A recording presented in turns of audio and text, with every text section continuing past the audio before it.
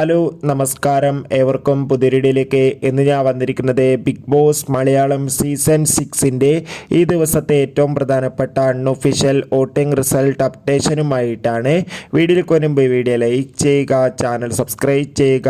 ഇവരുന്ന May മാസം ധാരാളം ചിത്രങ്ങൾ OTT റിലീസ് ചെയ്യാൻ പോവുകയാണ്. നമ്മുടെ ചാനൽ പരിശോധിച്ചാൽ നിങ്ങൾക്ക് കാണാം.